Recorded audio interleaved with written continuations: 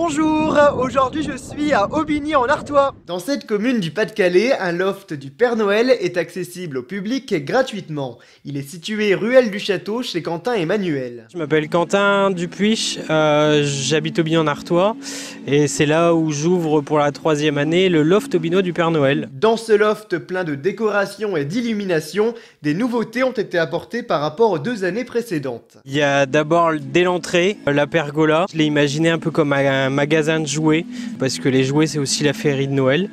Et donc on y retrouve les peluches, des tracteurs, des camions à l'intérieur. Il y a aussi la forêt qui a changé de place mais qui est toujours aussi belle avec ses animaux un peu grandeur nature. Autre nouveauté cette année, un calendrier de l'Avent fait maison. Où on offre aux enfants des petites surprises, des petites friandises tous les soirs. C'est un 2 et un 1. Et tu regarde, normalement il est quelque part par ici. Voilà. Et tu choisis un petit bonbon dedans.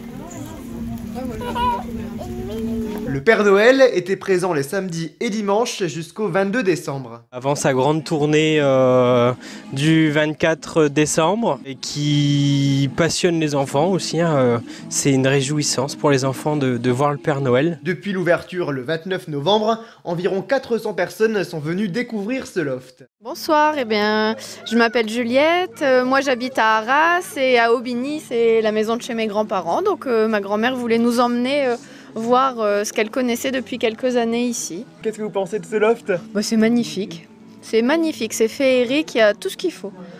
On en a plein les yeux, sur une petite surface qui n'est pas si petite que ça, on a de quoi regarder pendant un bon moment. Et vous avez vu le Père Noël aussi ? Oui, on a vu le Père Noël. Je m'appelle Elodie et je viens de Dauphine.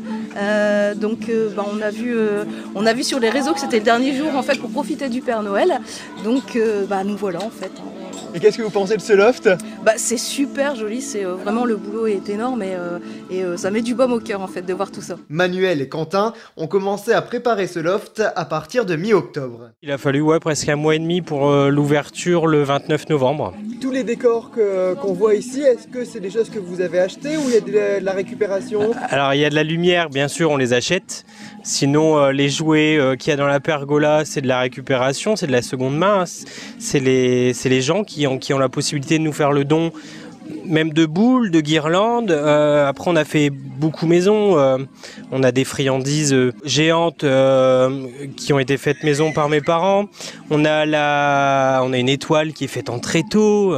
Aussi, il y a de l'achat, mais il y a de la seconde main. Les visites sont encore possibles de mercredi jusqu'au 29 décembre, de 17h30 à 20h. Une surprise est prévue le dernier soir. Je vous remercie beaucoup d'avoir regardé ce reportage. Au revoir.